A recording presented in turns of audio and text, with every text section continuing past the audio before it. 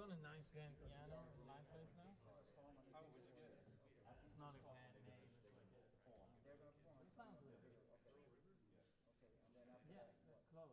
No, that's no, it's a Hyundai. Korean. No, no, no, no. Good of it. It's this Hyundai there. It's this Steinbach, not Steinway, Steinbach. Are we good on the live feed for the performances YouTube? from Is it running? individual students accompanied by a professional rhythm section. We hope you enjoy them.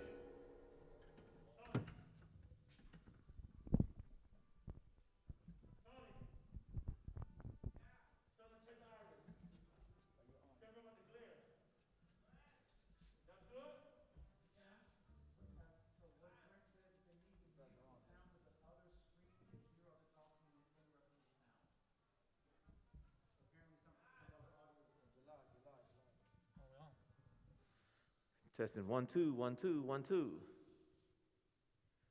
Hello, everyone. Hello. Greetings from the 24th annual Melton Mustafa Jazz Festival. We'd like to welcome everybody to our virtual jazz Zoom meeting. And today we're going to be talking about jazz, this thing called jazz. I have a host of dynamic musicians in which I'm going to introduce in a second, but I just want to tell you a little bit about the Melton Mustafa Jazz Festival. And I'm going to take my mask off. As you can see, the band we're social distancing. That's a little bit better. All right. So the 24th annual Melton Mustafa Jazz Festival is being hosted here at the Black Archives Historic Lyric Theater. The director is Mr. Tim Barber. The founder of the Melton Mustafa Jazz Festival is Melton Mustafa Sr. and his lovely wife, the late Zakia Mustafa. And in addition to that, one of our contributors is the great Jesse Jones Jr. How are you doing? Fine. Okay. All right, good. So we're going to introduce him a little bit later, and he's going to do a little bit playing. But I just want to tell you, this is a 3-day weekend. Yesterday we had a wonderful start to the festival with our opening, Jazz on the Plaza. Today we're doing our jazz workshop. Later on today, tonight at 6, we're having a jazz mixer at the Little Greenhouse Grill. And Sunday is the big event. And then let me tell you about this big event. We have a host of really, really fantastic international artists. Mr. Jesse Jones Jr. will be there, Mr. Marquise Hill, Mr. Jason Marshall. We got little Brandon Goldberg coming in. We have the great Tal Cohen performing and the Melton Mustafa Big Band. And it's going to be out of sight, so we want to make sure that everybody gets a chance to come out. And that's tomorrow, Sunday, at the Historic Lyric Theater. So let's talk about this thing called jazz. How you guys doing? Everybody okay on the stage? All right. Are you guys hearing us okay at home? Okay, hopefully you are. So today we're going to discuss some stylistic things dealing with building the rhythm section. We're also going to talk about stylistic playing and improvisation. And we have Mr. Jesse Jones Jr., who also is going to talk about jazz scatting, which is, he's one of the top of the people. The top of the food chain, as far as jazz scatting is concerned. Hey, there I go. Hey guys, how's everyone doing? Before I begin, I also want to thank Mr. Alan Paul and Leah Paul and Lisa Washington for helping out with getting us on this meeting, this Zoom meeting, and let's go. So we'll start off with a tune, and can we play a tune, everybody? Get us warmed up. We're going to do a special tune which features our bass player and our drummer. Our bass player, Mr. Paul Shushuk, and and Mr. Danny Berger. A Night in Tunisia.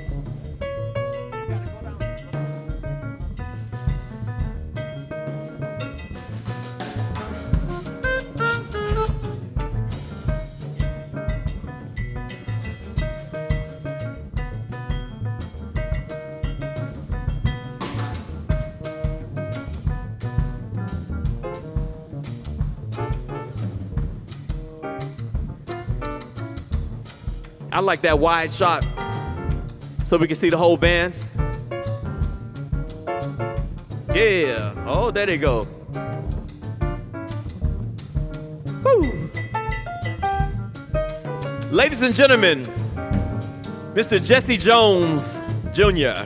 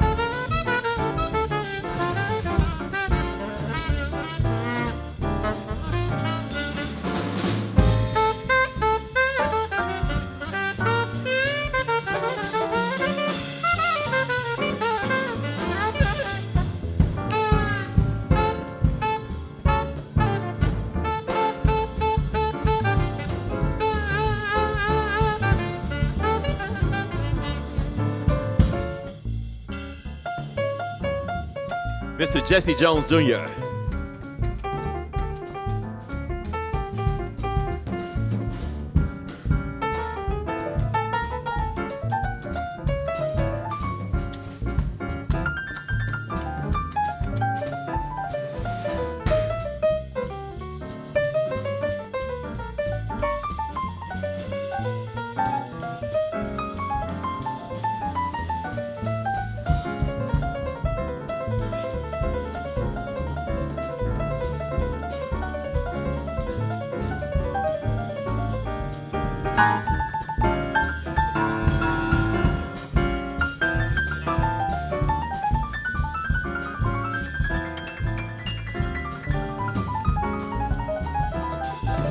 Probably the other way.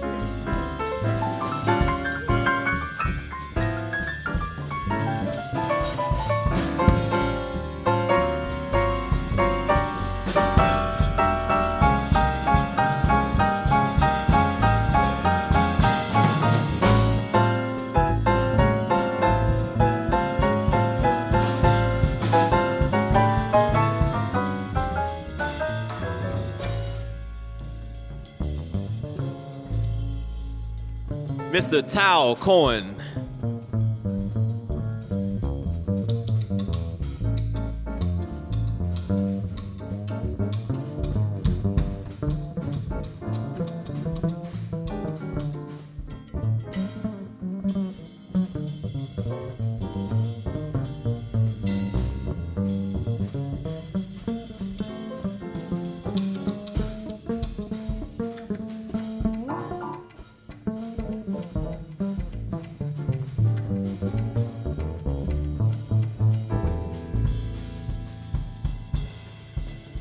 Mr. Paul Shushuk.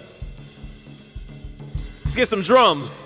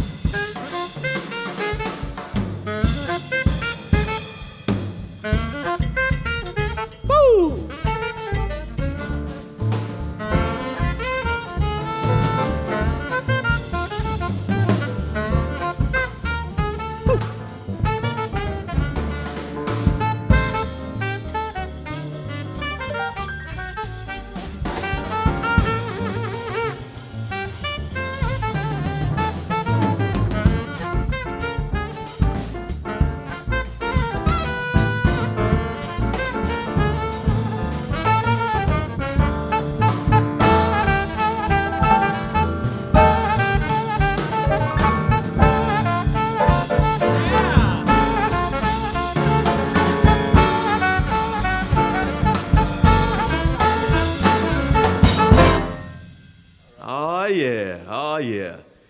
Now, man, that was fantastic. Absolutely amazing. So what I want you to do now is in the chat, I want you to name that composition and who wrote it. Okay? The name of the composition and the composer in the chat. Do that right now. And we're going to moderate the chat, and we're going to come back to you, see who's the first person to guess who that is. You're going to put it in the chat right now? So, okay. So we're going to go ahead and get started with this workshop, this thing called jazz. And we're going to start off with some stylistic stuff. And we're going to start with the great Tal Cohen. And Tal Cohen is going to tell you a little bit about himself and some of his influences. Hello everyone, my name is Tal Cohen.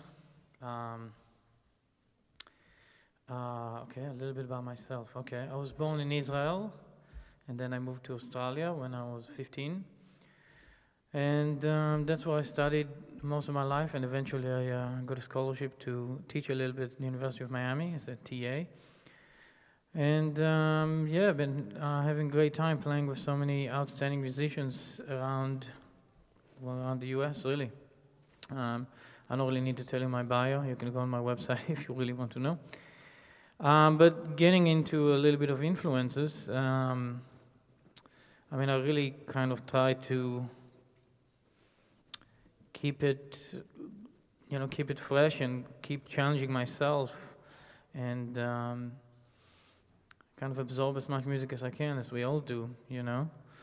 From someone like Bill Evans to Brad Meldau. I mean, that's not even the newest thing right now, but it's the newest thing for me.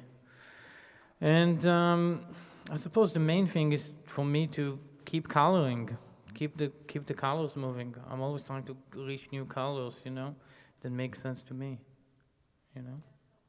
Oh, okay. You can't hear me? Is that better? Try to keep colors that make sense to me, you know. I mean, what's this color?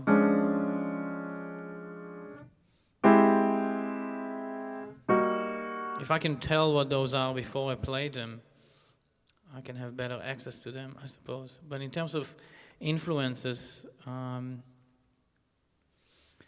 Tyner is a big one for me. Oscar Peterson, of course. Hank Jones. A few of the modern guys that people don't know, like Kevin Hayes, Ed Simon, these are all great guys to check out that we don't really know about. You always got to look for the people that no one knows, because they're really sometimes saying some really interesting things. I think that's all I have to say. Any questions, post in the chat. So guys, that was the great Tal Cohen, and fantastic piano, and I'm going to let him do some playing for you in a bit. But I mean, he's played all over the world, and he's one of my favorite piano players to listen to. Ah, good. I learned some things about you. So next, we'd like to go to this incredible bass player, Mr. Paul Shushuk, and he's going to introduce himself and tell you a little bit about himself. Hey, thank you, Melton. Hey, everybody out there in TV land or internet land. Where's camera one? Hey. My name is Paul Shuchuk, bass player. Originally born in Pennsylvania, but grew up in Canada and lived across the States and spent time in, Asia, a little bit in Europe, a little bit in South America. But Miami's kind of been my home base for the last 25 years, and it's been a pleasure to work with these guys and the royalty, the Mustafa family royalty of jazz. Yes. Oh, shout out. Anyways, as far as bass, actually I kind of had a sideways way to starting bass. I was studying in McGill in Montreal, and I started as a vibes player, vibraphone. And in the first semester, it was so hard to put together a combo, but there were all these combos that needed bass players, and within, I think, 2-3 weeks, I dropped the vibes and started on bass, and I've been stuck on it ever since. And it's been a wonderful instrument to play and a great move also because I love all different kinds of styles, and it gives me a chance to play with all different kind of players in a lot of different genres, from pop to classical to jazz, Broadway shows, some film scoring things. Just it's been a real treat. Anyways, influences. Man, all the jazz greats, Paul Chambers and Ron Carter's. I guess you could say the hipper, newer guys like Christian McBride, like that have played great, have a great tone, great note choice, great rhythm. First thing is the rhythm's got to be there. If the rhythm's not there, it doesn't matter what you're playing. And playing tune is also an important thing. Wow. It seems early for me. Trying to get the brain, the gray matter working. What am I missing, guys? What can I put in there? Anyways, Paul Shuchak, it's a pleasure to meet you. I didn't know you were shy. I'm one espresso short. The great Paul Shuchak. Now we're going to go over to, a very dynamic drummer. And again, he's an international artist. He's been all over the world about 4,000 times. And he's one of the strongest guys I know. So, Mr. Danny Berger.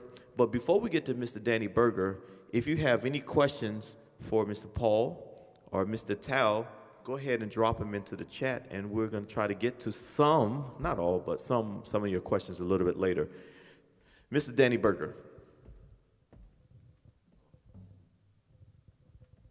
Good morning. My name is Danny Berger, hailing from Rochester, New York. I'm really glad I'm down here in South Florida right now. And it was a great musical upbringing in Rochester. A lot of fine players, of course. Eastman. I went there in high school, preparatory to go there for college. Hochstein School of Music. And we had DeMan Jones and the whole gang up there that taught at these schools, and so we had a great groundwork for jazz. And also, of course, my father had a band. It was a band leader and a tough guy, and he was my mentor, like him or not. He laid down the rules for playing, and it served me well because I still think of what he told me playing, sitting in with his band when I'm 15 or 16 years old. And a great musical town, obviously a great school to be brought up in and be around the cats that played up there at the time. And one of our neighbors happened to be one of our biggest influence, and our neighborhood hero was Steve Gadd, who went to the same high school. He's a little older, and he was phenomenal at 6 years old, 15 years old. He's just a natural, and he was. Of course, we followed Steve all throughout his career, and a great influence on a lot of drummers, of course, all over the world. And I've had a chance to come down here and work with my buddies and Jesse and the gang and various others over quite a long period of time coming down here. And I appreciate, of course, the musicianship and the friendship that we've made. And I'm very glad to live here and be able to work with my friends and great musicians. And I think you should get a chance to say hello and come and dig the music every chance you get, especially this great venue. And I hope you come out to catch the concert and have a great day. Thanks so much. That was the great Danny Berger. Fantastic musician. You're going to hear a lot from him in a little while. And very special gentleman we're going to talk to right now. And I know him personally. As a matter of fact, I've known him all of my life. I just realized that. The great international saxophonist, Mr. Jesse Jones, Jr.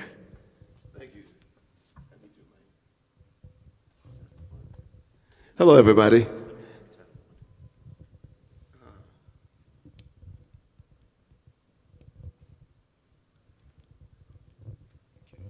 All right.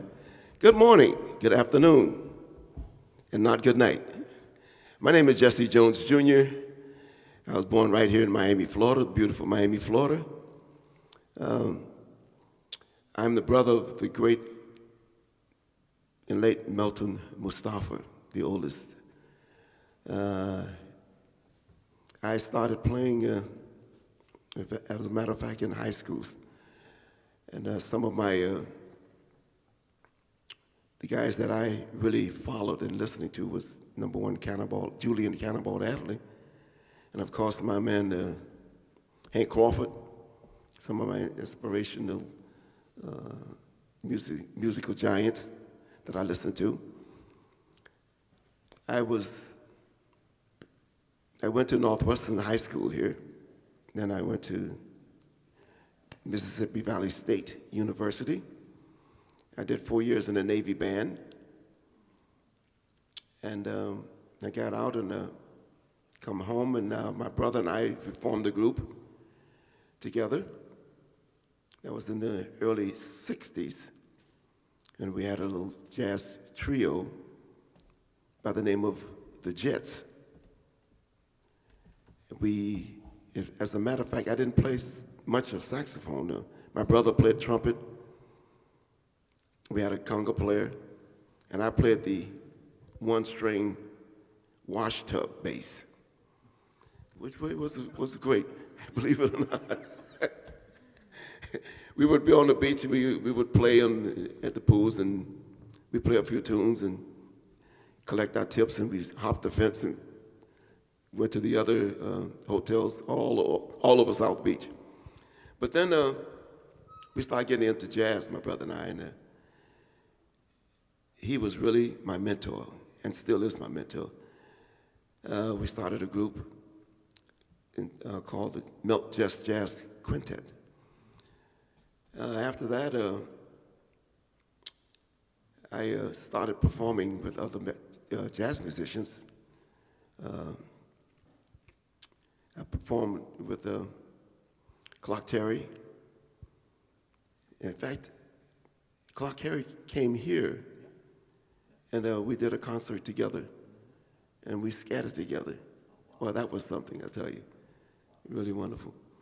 And Joe Williams, I played with him with the Melton Mustafa Big Band, and a whole slew of international musicians. I travel a lot. I go over to, I've traveled to Russia, Germany, Israel, Italy, China, all over the place. And I'm so honored that the Almighty God has blessed me with the talent that I have to perform with great musicians, as such as these musicians behind me, as a matter of fact. So that's about it for me. I'm just here and enjoying what I'm doing, and glad to be a part of the Melton Mustafa family. Yeah. Not only a fan, but a family. Okay. All right, Mr. Jesse Jones Jr. And if you have any questions for Mr. Berger, drop them into the chat. You have any questions for Mr. Jesse Jones Jr., drop them in the chat, and we're going to try to get to some of those. Testing 1, 2.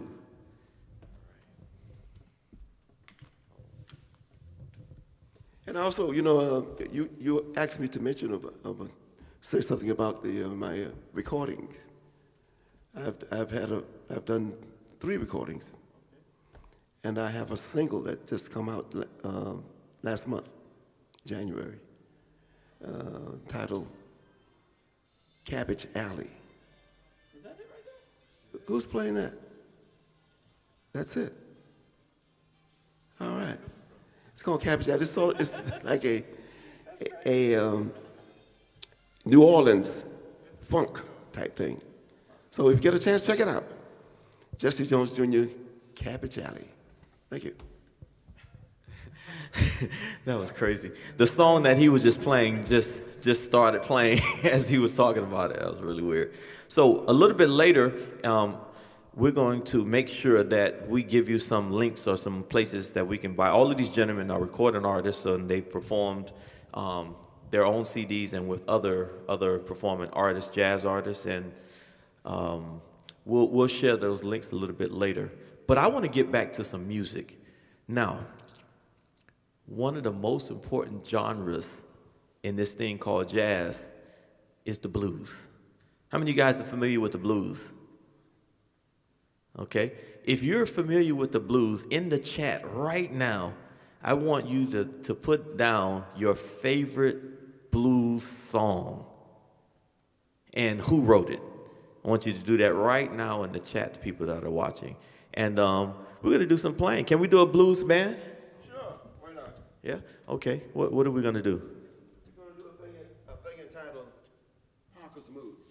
So we're going to play a piece entitled Parker's Mood, and I want you in the chat right now to tell it. This is going to be an easy one, but I want you to tell me who wrote the song Parker's Mood.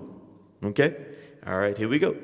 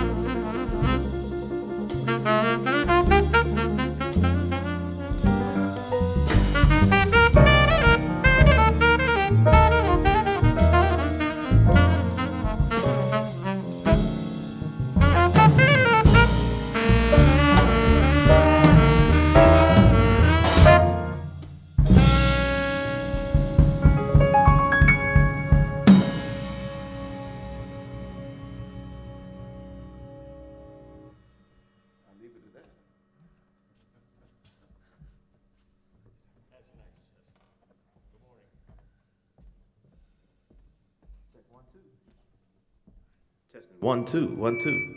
All right. We got sound now. Can you check your mic also?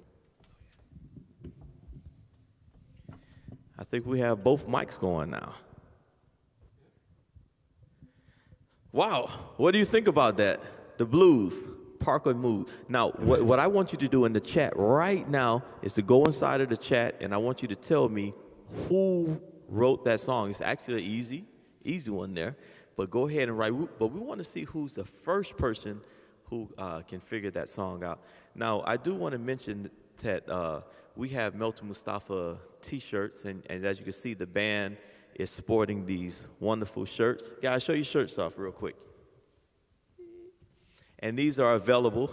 These are available for purchase at the Melton Mustafa Jazz Festival. So I'd like to go pick up one of these really, really nice shirts because they're really nice. And when you come to the concert, make sure you wear some cool socks. Mr. Jones, you have any cool socks on? Yes, as a matter of fact. Okay, can we see your socks? We can't see your socks.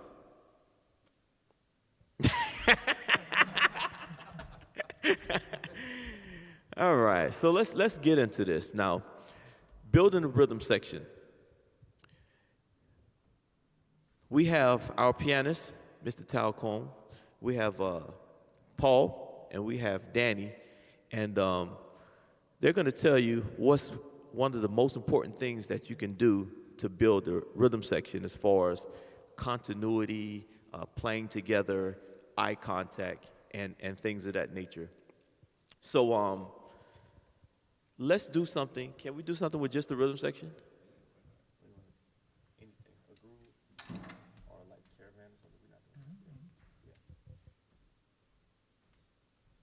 So we're actually going to develop a foundation, and they're going to come in one at a time, and show you how they build a rhythm section and groove together. Watch this.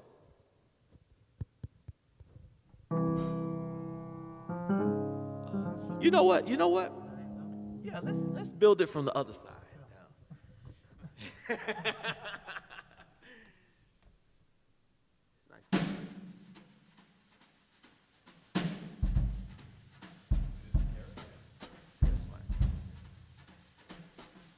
It doesn't have to be anything.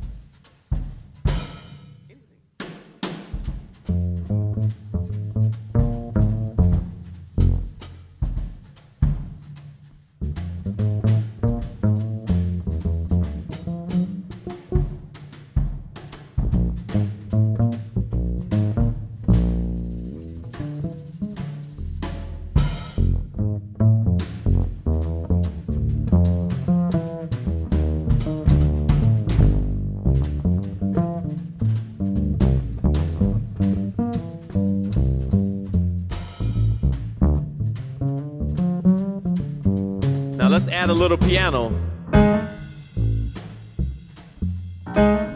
Woo!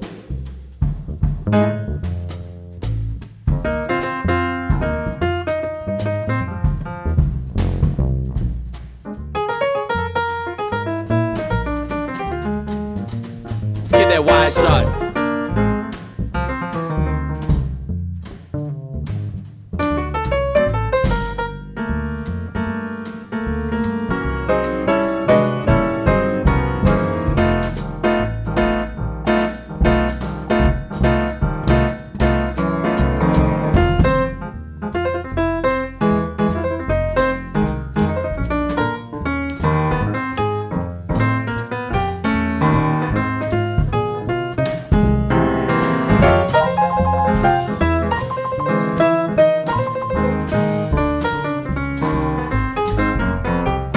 Yeah.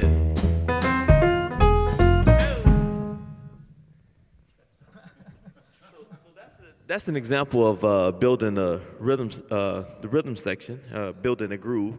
And so one thing I want to talk about is communicating with each other.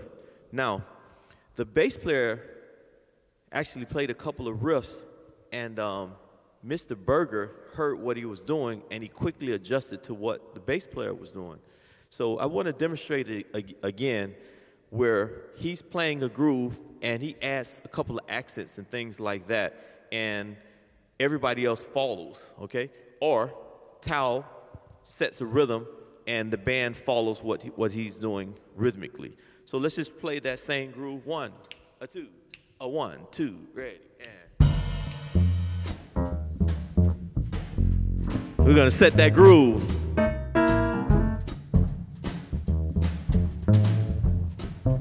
You hear that?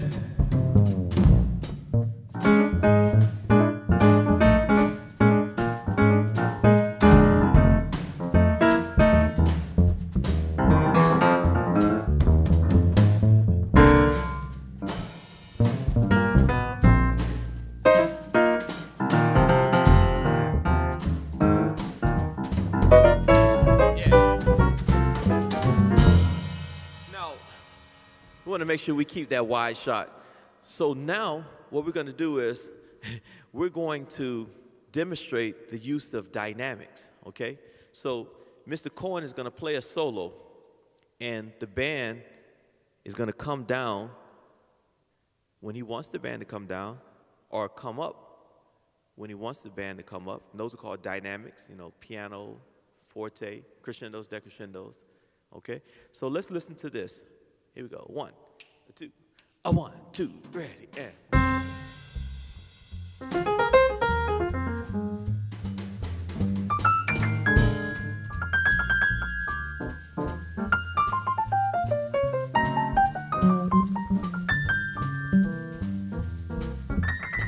Now, real soft.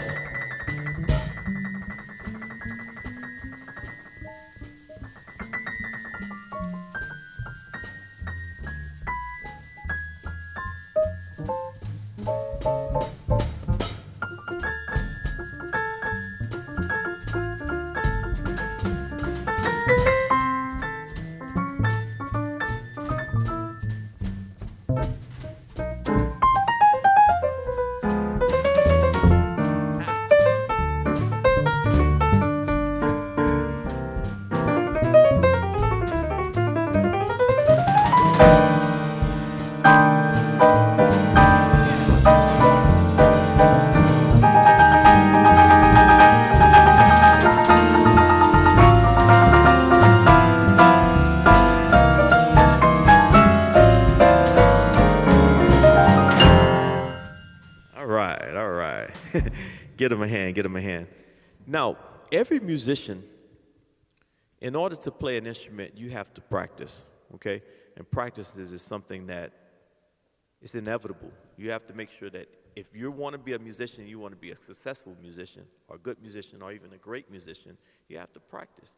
And the more time you put into your instrument, the better you're going to become.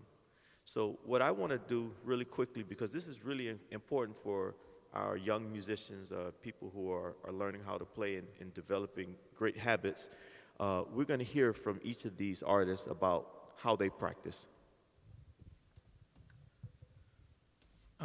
This is actually probably the most important questions we have to ask as musicians, because there comes a point where you're not getting regular lessons anymore, right?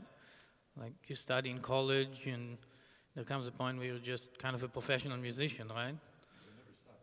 You never stop learning, obviously, but there comes a spot where no one is feeding you the information anymore, you know?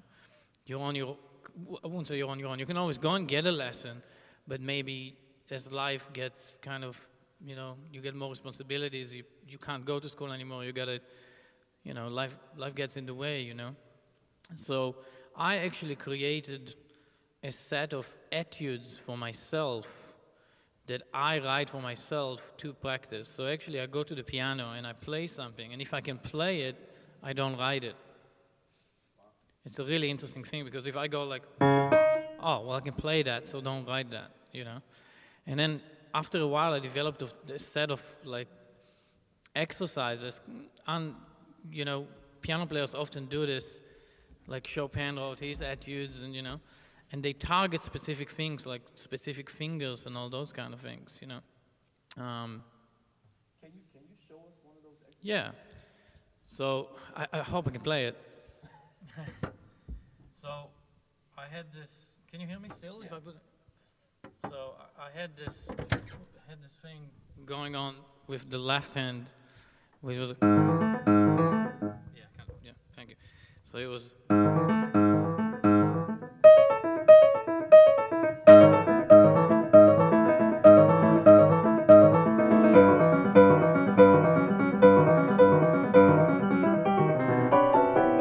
These kind of little exercises, contrapuntal things that don't line up for the fingers, because a lot of the time the fingers kind of land to things which are comfortable to them. How do we expand that? How does it become more comfortable? How does the uncomfortable become comfortable, you know? And I practiced it for so long, and then I said, you know what, maybe other piano players kind of want to do this too, and I put them online, and they've been kind of spreading around. But the most interesting thing about it was that if you can play it, don't write it. So as long as I was like, oh man, I really like this. No, I can already play it. So I wrote something I couldn't play, and by the end of it, I achieved something, you know? Wow. Thank you so much, Mr. Paul. That worked for me. All right. So, Mr. Paul. Hello, hello. Tell us about your practicing, or what you practice, some of the things that you practice. Well, generally these days, I wish I had time to practice more, but because I like to work with a lot of shows, is generally learning new material every time. So I might get 20 songs to learn for tomorrow, and then 20 songs to learn for the next day, and then trying to figure out whatever technical things or little spots that I have to work on, whether it's different fingerings, different techniques. Obviously, when you play live, it's different than recording. Sometimes you want to have a little bit different touch.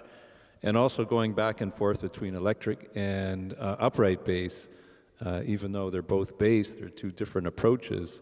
And some things also on the recording side, muting the notes that you're not using, because once it's put to tape or digital or whatever, you can hear all the stuff that's in the background. Yeah, and I'm constantly learning. I mean, like what Tao was saying, and just I haven't taken a lesson in quite a while, but I'm always running into players. I'm going, wow, this is great, and hopefully after this many years of studying, I'll find out, like I know how to incorporate. I go, okay, that's a great idea. I need to work on this or this position or that. There you go. Awesome, awesome.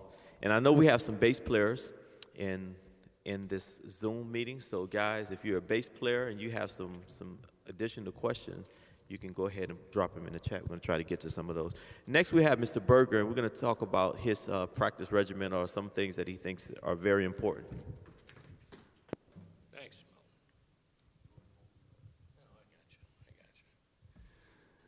Well, first of all, are we on? Okay. There's two different aspects. There's many more than that, but there is the physical aspect and a mental aspect to any instrument. And the drums, besides people think you just bang on them, have certain notes and tones up and down, just like an instrument does. And you can play physically to learn how to play along with the figures that other guys in the band also that play. Those are your windows of opportunity. So your physical practice, you can blend in with the band. That's the most important thing. You can sit there play solos all by yourself physically and play fast and do all that kind of stuff. But you have to mesh with the band and learn the tunes. Learn the tunes. Learn to play with somebody. There's no I in band. So when you play along with somebody, no matter who it is in a band, for a drummer, you play the time. Time is your job. When it's your turn, then it's your turn. Then you can let it fly, so to speak. But in the meantime, it's a team effort. And again, in practice physically, you can do rudiments. You can play on a pillow for 10 minutes before a gig. There isn't any bounce, so you loosen your wrists, obviously. You can do that at home in front of the television. And that's, you can do that all day and relax. But again, back to the physical part is not easy to get to a point where you play, just to finish this up, where you were able to play whatever you're thinking. And that is when you've reached a certain level, when you can just sit down and play what you're thinking, then you know you've reached your somewhat your physical peak. And it's really easy to play and a lot of fun if you do practice, get the physicality, and of course the mental approach to playing along with everybody else and playing physically, be able to play their ideas also. So you have different ways to go, and each one takes some time and put them all together, and it's called playing drums. It's fun. So have fun and work at it and have a good time and play. Mr. Berger. Now, if you have any questions for Mr. Berger, please go ahead and drop them into the chat. We're going to try to get to some of those towards the end. Now, Mr. Berger, this drum set, can you give us like a basic swing beat and demonstrates that for our students? Okay. Sure, that goes all within the context of when the band is playing and everybody's playing together. If you're playing or singing, somebody in front of you, I'll do it Russian. Right. So this is a swing field.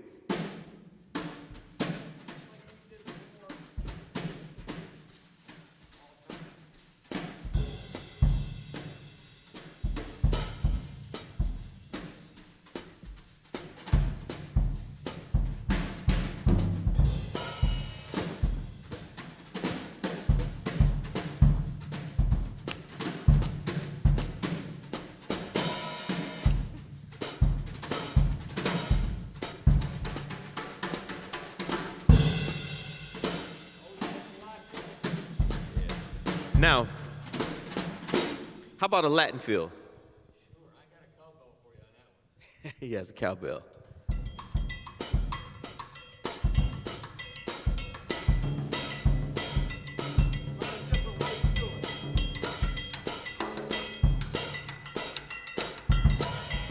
All right. What about a 12/8? I don't like that one. He said he doesn't like that one. Slow blues. Okay, let's do a slow blues in B flat. 2, ready.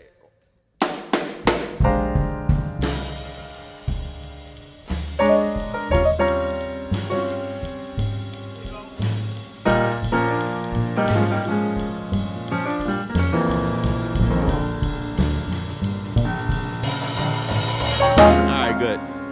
Good. So those are a couple of different stylistic things by Mr. Danny Berger. Now, what I want to do now is I want to bring on the great Jesse Jones Jr., and I want him to talk about scat singing, and then we're going to get back to some music in a little while. But you know what? We're going to do a tune. Let's do a tune and have you scat. Can we do that? Okay, what song you want to do? So this is a selection entitled "The Best Things in Life Are Free," and as always, or what I said before, what I want to do is in the chat, if you could go ahead and write the composer of this song, or someone who has performed this particular song. The best things in life are free.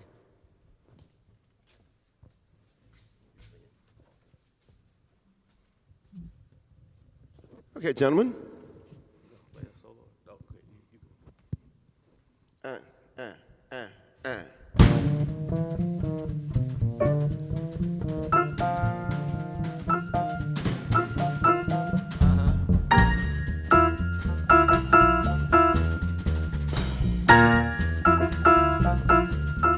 Well, the moon belongs to everyone. The best things in life, they're free. Stars belong to everyone. They glitter there for you and for me. Flowers of spring, the robins that sing, the sunbeam that shine, they're yours and they're mine. Your love can come to everyone. The best things in life, they're free. The hoppers go to the hoppers go to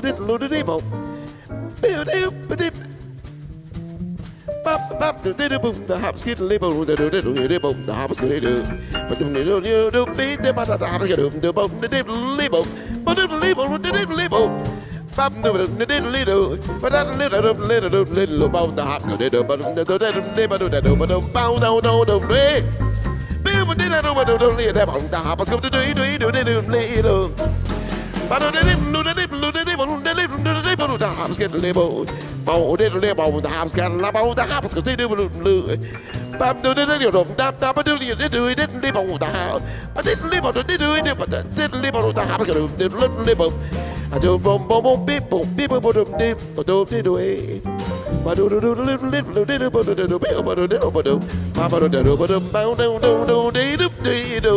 but don't I about the hips, but don't have a little bow.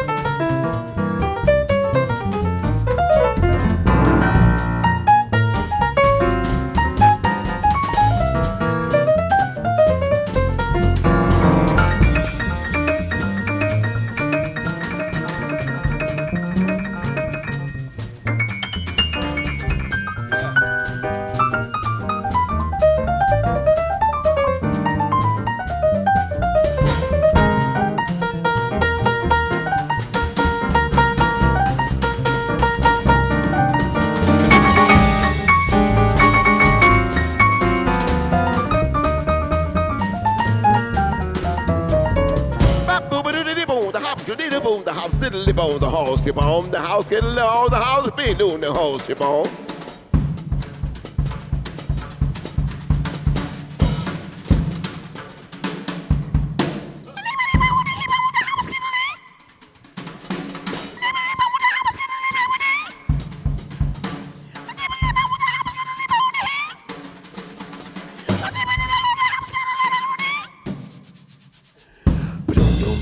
deep, but the bone, the head bone, the hop, skid, the lip bone, the upper dead bang. Boom, boom, boom, boom, the boom, the hop, skid, the hop, skid, boom, the head on the head. The hop, skid, boom, the hop, sound, the bone, the house, the beam, the whole alcohol. Where to go? She bomb the head, she bomb the house, she bomb the hole, she bomb.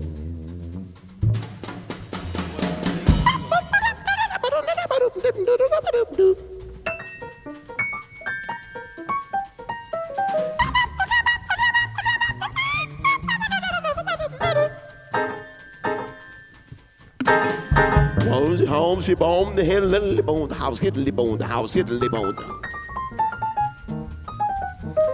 Don't be mad at me, pretty baby, and I won't be mad at you.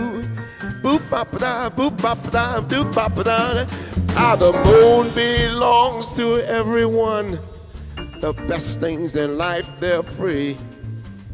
Stars belong to everyone. They glitter there for you and for me.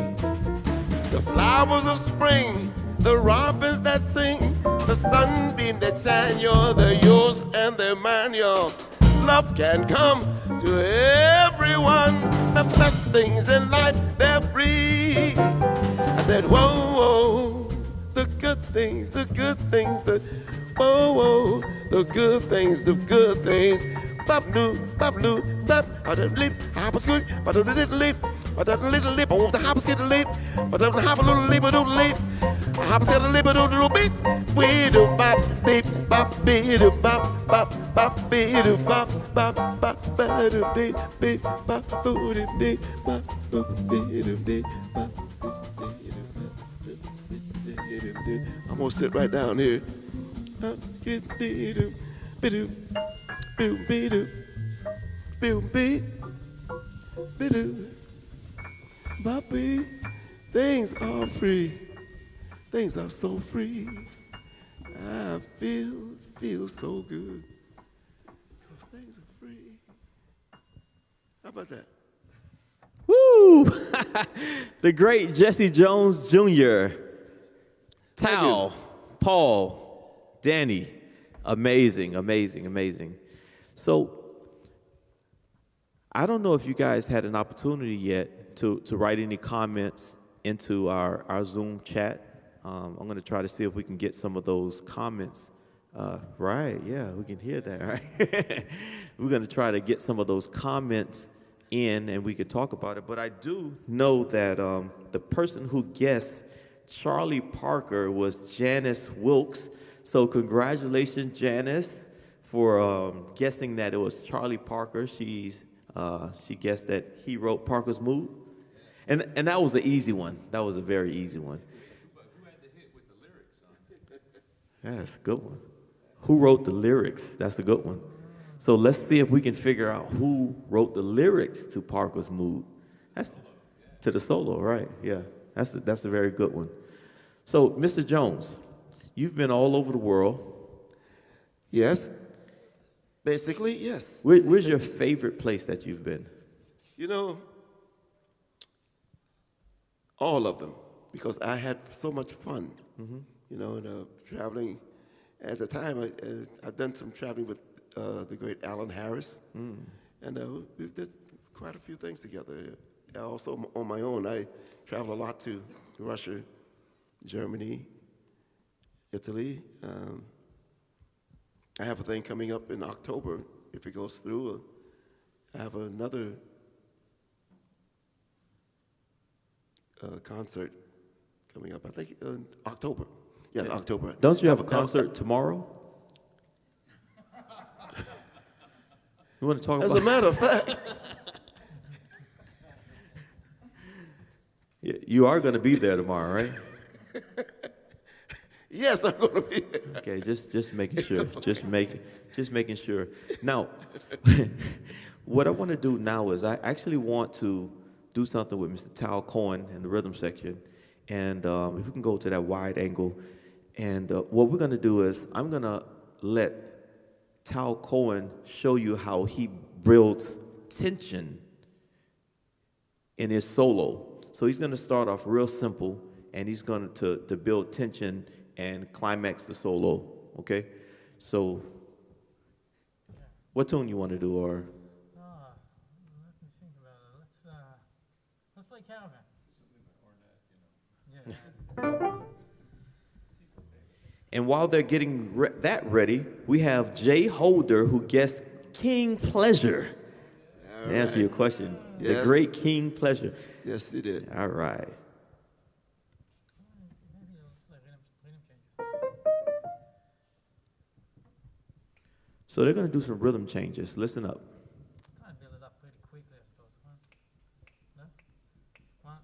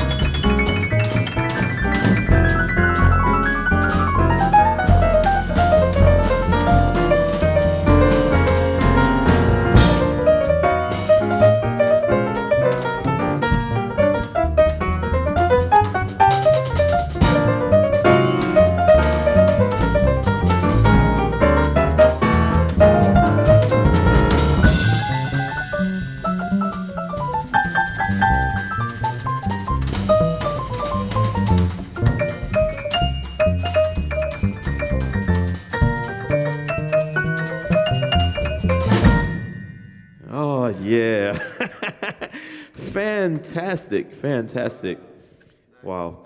So, students, I want you to make sure you observe the fact that he actually built the solo. He started with the melody, and then he started adding a couple of devices, and then he added more attention and more creativity and different rhythms and things like that to make the solo exciting. And while he was doing that, some of the rhythms that he was playing, he was also the bass player and the drummer just coincided with what he was doing. For instance, he was doing this rhythm. Can you do that rhythmic thing that you was doing? Yeah.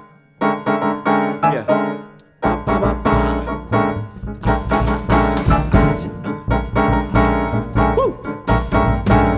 Woo! Yeah, that was very exciting. Now, we're going to go back to Mr. Jesse Jones Jr., and I'm going to allow him to show you how he builds excitement in his solo, okay? So he's going to do a couple of wonderful things, or tricks. They're not really tricks. They're just techniques that he's learned over the years. And I'm going to just call him out, and he's going to do them, all right? Oh, yeah? Yeah, we're going to just do it, all right? Okay, so let's do this. All right. Let me get a blues in F. A 1, a 2, a 1, 2.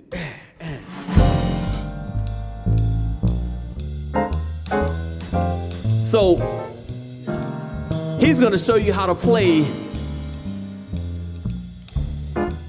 some really cool tricks on the saxophone. One is called a trill, and this is a trill.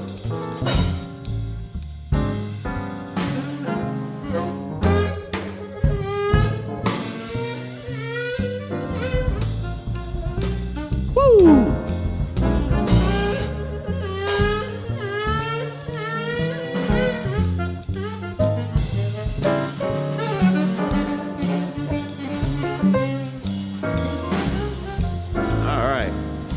That was nice.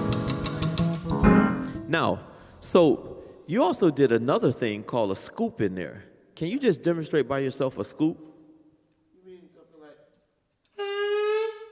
Everybody hear that? So he's approaching the note from underneath, making it flat, and then going to the actual note. So that's scooping into the note. Do it one more time. Yeah. Yeah. Yeah.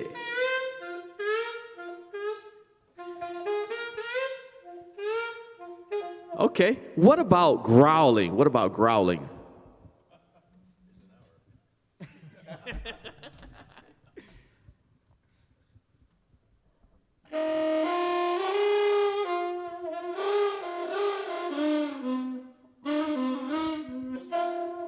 Good. Now, you also do this thing called flutter tongue. Flutter tongue. That's what I just did. Okay. So can you go, can you growl? You mean like? There you have it, ladies and gentlemen, a growl, a growl, a growl. So I want to do something really cool. We're going to do the blues again. One. And, well, you know what? Before that, I'm going to show you how to build excitement by adding a break to the music, okay? Stop time. But we're just going to groove in F again. 1, 2, blowing. 1, 2, 2.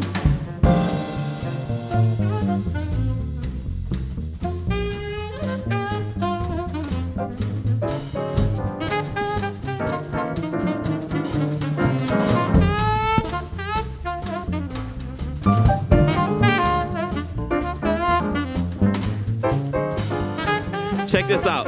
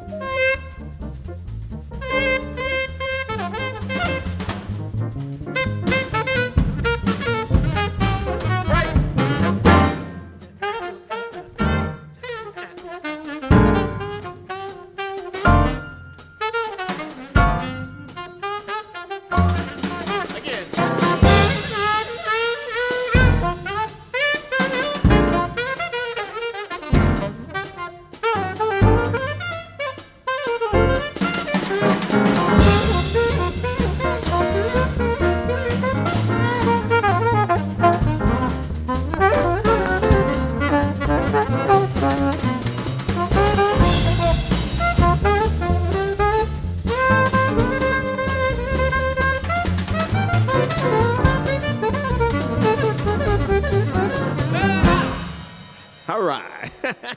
Whew. You got to save some of that for tomorrow. Can I get that second mic real quick? Okay, hold on a second.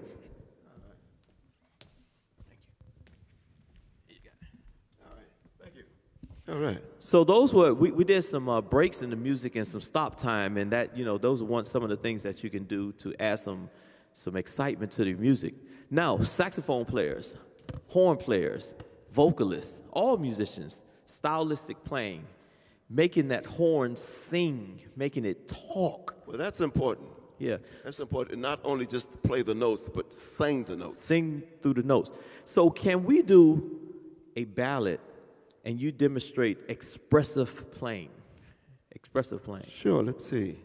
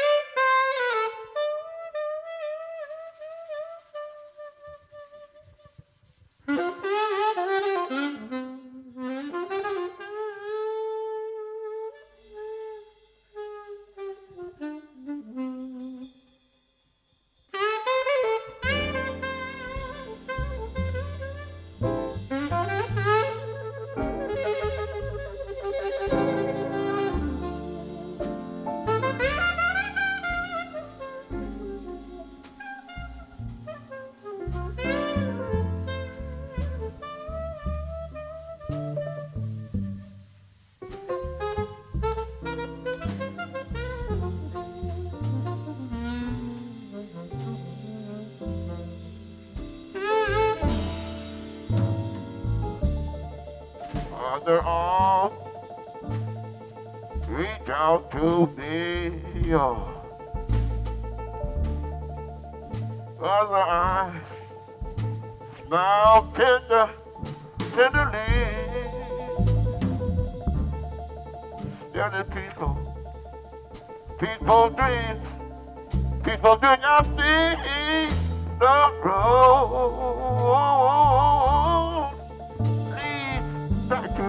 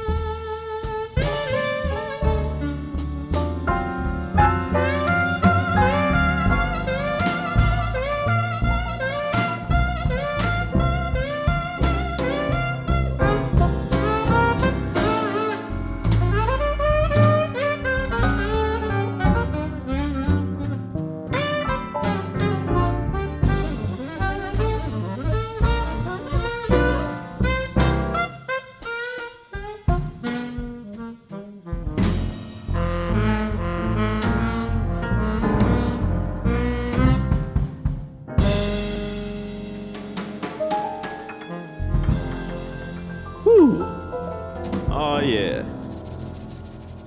Yeah. Hold on to this. Sure. Jesse Jones Jr.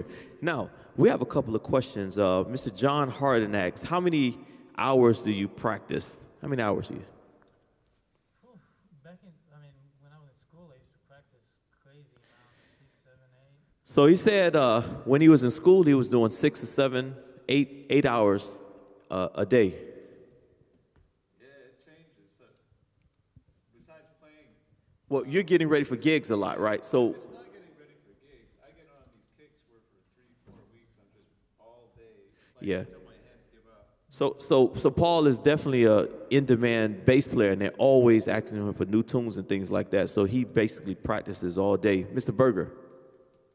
Playing a lot of pillows. Okay, so he plays on the pillow. So after he takes his nap, he's practicing. Okay. Is that on your gigs, you can also be practicing on the gigs, like trying to be mindful of every note that you're playing, even if you're playing whole notes or something simple. Just try to always execute it correctly, try to always be in the moment instead of going on autopilot. So you can practice and also mentally practice away from your instrument. I mean, I do that constantly. Very good point. Yeah, awesome. Mr. Jones? I'm at it all the time. I'm always trying to learn different things and try different things, at all times. All right. So I wanted to go back a little bit, and Jay Holder asks, is it good to double on different types of instruments? And I'm going to go ahead and say yes. I mean, as many instruments as you enjoy playing. Now, we want to make sure that you devote time to playing those instruments. So, you don't want to say, okay, I play 5 instruments poorly. So if you want to play 5 instruments, you're going to have to put in some serious time, And it's hard enough to learn one instrument. But, if you like playing different instruments, then definitely. Most woodwind players, saxophone players, play all of the woodwinds, flute and clarinet, and some play bassoon, French horn, and oboe also, and some other instruments. So if you play a brass instrument, it doesn't mean that you can't play the drums or the bass or guitar or piano, So everyone should definitely learn how to play the piano. I think that's the foundation for most instruments, but everyone on this stage plays multiple instruments, so I would say have at it. I want to get a couple of more of these questions in. Janice Wilkes, she talked about the techniques that we did earlier, so I want to just explain that really quickly. We talked about the trill. So a trill is actually when you play 2 notes rapidly, back and forth. For instance, on the saxophone, you can play the note A,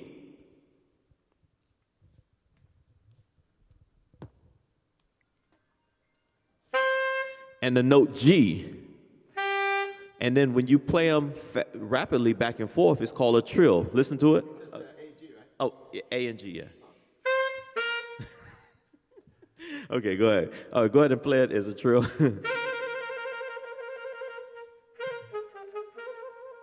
So that's a trill. Thank you, Janice. We want to make sure we explain that because we have some students who are learning, and this is something that you can practice at home. So one thing that you can do at home, students, is to practice trills on different notes going back and forth, okay?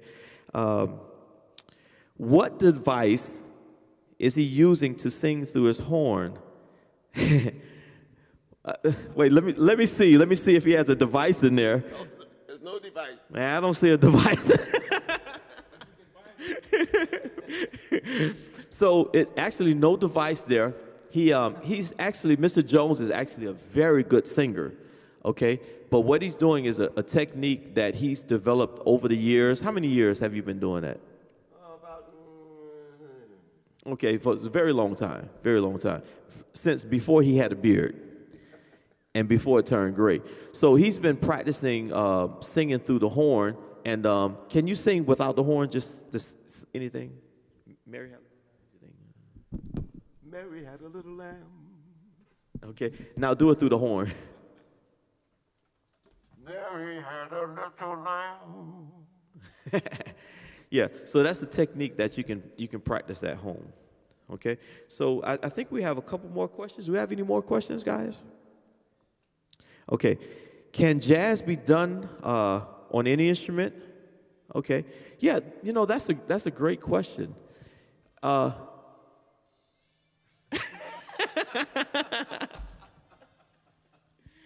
Okay. These guys are so funny. I have jazz musicians up early in the morning. It's really funny, really funny. So yeah, jazz can be played on any instrument. There are some traditional instruments like a saxophone, trumpet, piano, bass, drums, guitar. But I've been watching a lot of cool videos on, some people like I heard this jazz bassoonist who was like really shredding. He was awesome. I've seen euphonium. I've seen tuba. I've seen oboe. What's a great jazz oboe player? Okay, that's something that you may want to add in the chat. See who can figure that out first.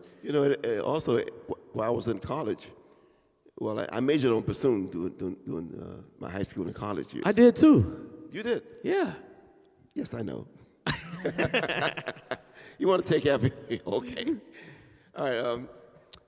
I used to very often take my bassoon on my jazz gigs and play many of the tunes on my bassoon. And you know what's funny that when I'm putting it together, you can imagine what people are saying. What the heck is that? What is he doing? So you actually took the bassoon to a gig? Yeah, I took it all my gigs. And they paid you? Yes, they did. Oh boy. Now, I want to turn it over to Mr. Berger for a second. And this is something that's really, really important. Fundamentals, technique, rudiments. And Mr. Jones, if you can pass the mic over to Mr. Berger. And because a lot of students, they just want to play, Mr. Berger, and they sort of skip the things that make great drummers great drummers. So can you talk to us about the importance of technique, hand positions, and rudiments? Oh, absolutely. Part of playing, of course, people are left-handed and right-handed, and you're going to be that way when you play drums also. But you try to. There's always a dominant side. You're always going to try to, spread it out as even as you can, no matter what you do, but especially playing drums. So the rudiments, of course, paradiddles and on and on and on are staples of playing when you're younger. And you wonder why. I always wondered why. Why am I doing this? Because you're not going to apply it to what you're playing, being a dumb kid and not knowing the reason why my teacher was making me play all these things. But that's exactly what it does. It makes you even out if you can, if you do it correctly. And then when you get on a set, you're going to be doing other things, but you're going to have an equal flow of both hands playing at the same time without one taking over everything. And that's basically whatever you can do time-wise with the rudiments will be an advantage later on playing drums. Okay. Awesome. Now, Mr. Cohen, I want to talk to you about some important things. Piano, hand exercises, and different exercises that piano players, maybe some jazz students think that you shouldn't do those things. So can you tell us about just those traditional exercises that pianists use and play? Yeah, I mean, this gets this is interesting because obviously we gotta get better at technique, like you're saying. You're right. We all have to have we all have to, to be able to access our technique when we want it, But this is a common thing that I feel a lot of piano players, and technique is not only facility. To recognize chords and have a good ear is also a technique, And this is ear-based music. This music is not on paper, it's ear-based. Am I right? You're right. Okay, so can you show us how you approach maybe like working on, let's do something simple like major sevenths. Yeah, exactly. So I think, can you still hear me if I put it here? Not really, So I think that the thing is that, first of all, we got to play it in all keys, right? But getting used to sounds, these are all major, kind of types of major chords,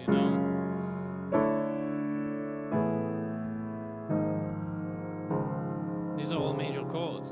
And I could play one for Paul, and within 2 seconds, he'll be able to play something over it. Check this out. There you go. Picked it up straight away, just because he's got a good ear. There you go. There you go. You can always play something on it. Awesome. So, there's so many things that we as musicians need to learn about this thing, jazz, but one thing I can tell you, one of the most important things that you can do, and you started talking about it, is listening. Who are you listening to? So, can you tell me one musician, just one, that you're listening to? Right now? Right. How about the great McCoy Tyner? McCoy Tyner. Who are you listening to? Chick Corea, the great Chick Corea, rest in peace. Right, everybody. Who did you come up listening to? I listen to a lot of Flip Phillips. Flip Phillips, right. And Mr. Jones? Hank Crawford. Okay, here. So Hank Crawford. Hank Crawford? Who I came up listening to first before Cannonball Alley. Okay, good. Now, I'm pretty sure, I don't know if we have any questions from the Zoom, but do we have any questions from the Zoom link? And if so, if we can get those down, I want to. Okay, great. So I'd like to actually play another tune if we can. Sure. Can we do another tune? Sure. All right.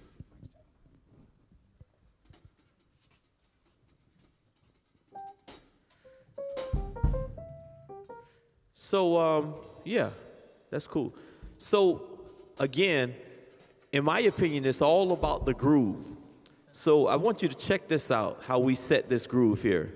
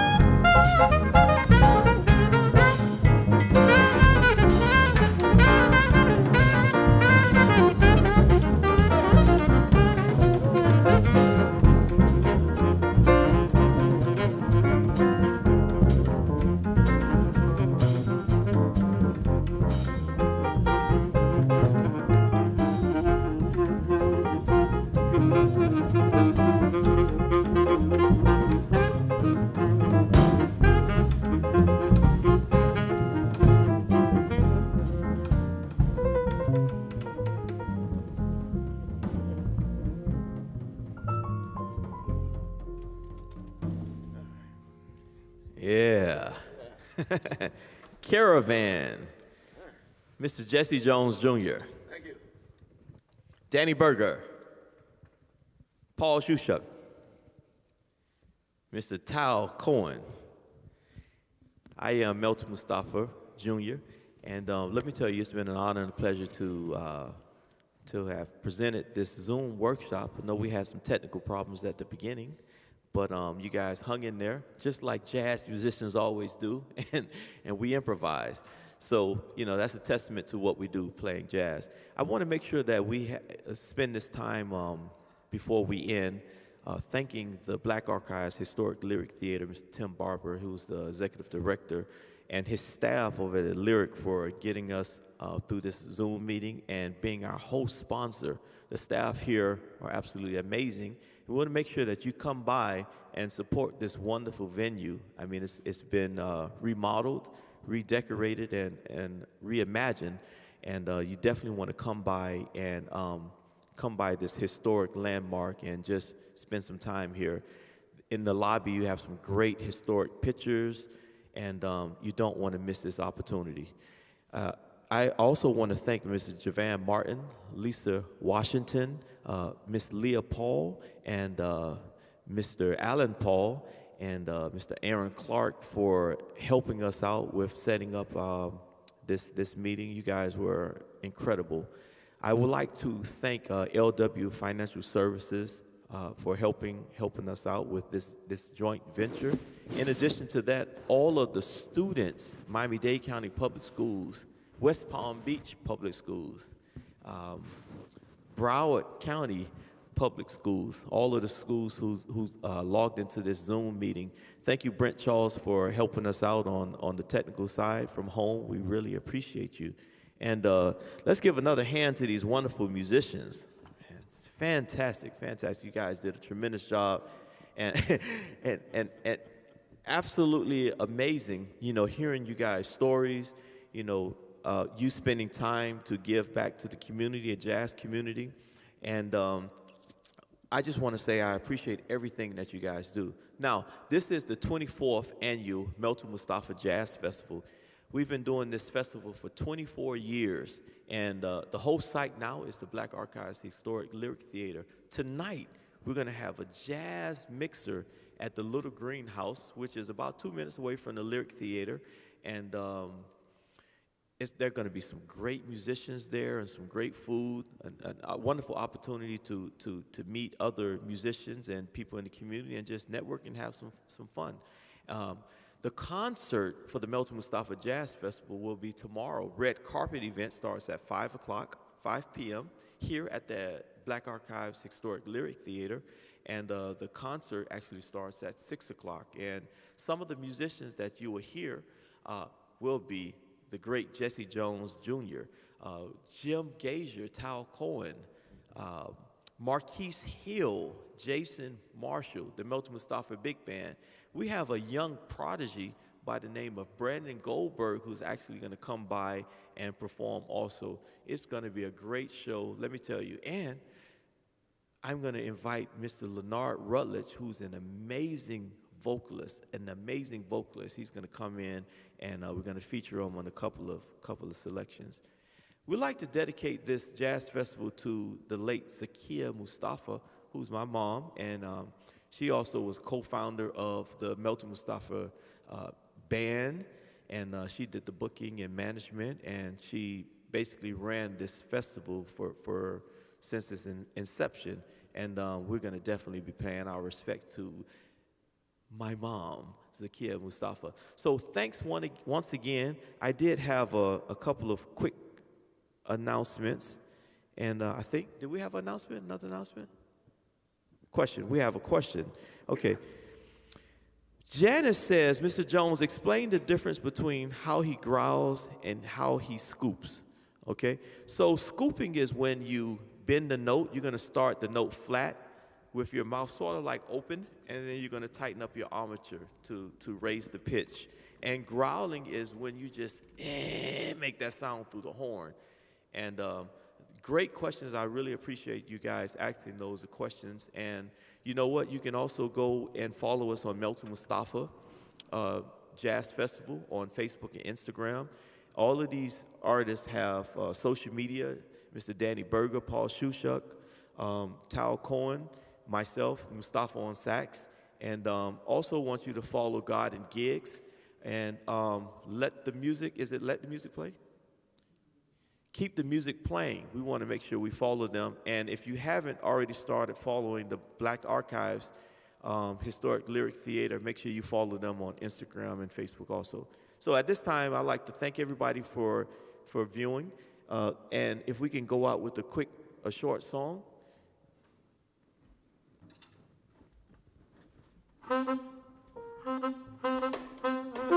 This is a piece written by Duke Ellington, and it's entitled C Jam Blues. And we're actually doing it in F. Woo! Oh yeah. Woo!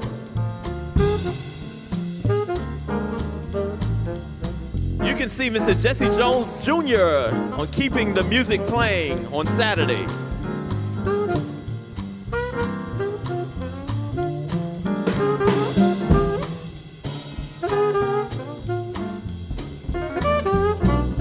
Oh yeah.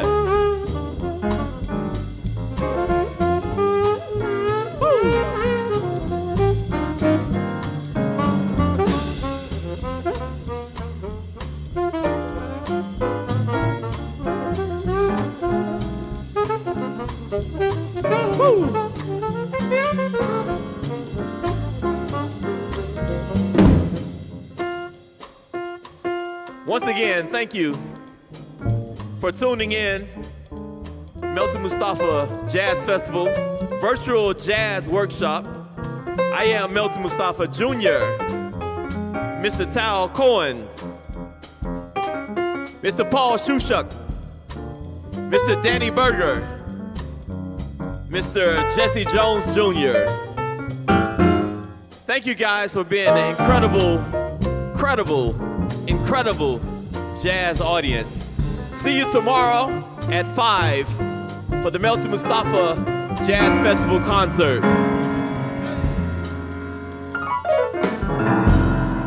Woo! Love, peace, and jazz.